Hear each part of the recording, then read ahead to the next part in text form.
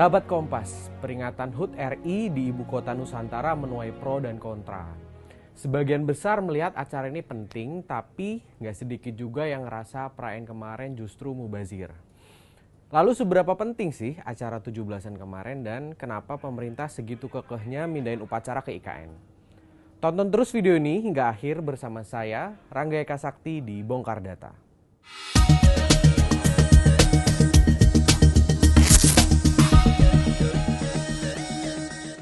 Acara peringatan HUT ke-79 RI di IKN menjadi momentum penting. Ditonton oleh jutaan masyarakat di Indonesia, acara ini bisa jadi sinyal kalau pemerintah beneran serius bangun dan mindahin ibu kota Indonesia ke Nusantara. Kesimpulan ini kelihatan dari hasil jajak pendapat Litbang Kompas di akhir Juli kemarin. Hasil jajak pendapat ini nunjukin kalau hampir 68% masyarakat optimis kalau acara peringatan 17-an di IKN bakal sukses.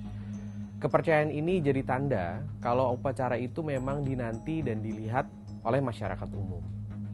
Tapi ternyata nggak semua orang yakin. Ada sekitar sepertiga warga kita yang justru skeptis sama acara kemarin. Mereka nggak yakin kalau peringatan 17-an di IKN bakal sukses diselenggarakan. Alasan dari keraguan ini sebenarnya masuk akal. Pertama, 42% publik ngerasa kalau IKN masih jauh dari kata selesai.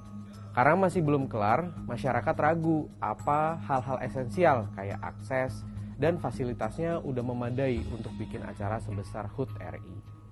Bahkan masih ada sekitar 11% warga yang ragu kalau para pejabat mau untuk datang dan ikut upacara di IKN.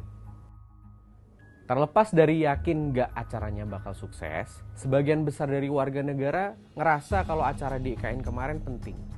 Dari hasil jajak pendapat kita, bisa dilihat kalau ada 67% masyarakat yang ngerasa upacara 17-an itu penting dibuat di IKN.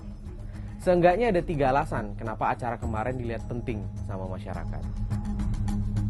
Pertama, lebih dari sepertiga responden jajak pendapat ngerasa kalau upacara emang harus di IKN karena Nusantara udah resmi jadi ibu kota. Kan aneh ya kalau ibu kota di IKN tapi upacaranya masih di Jakarta.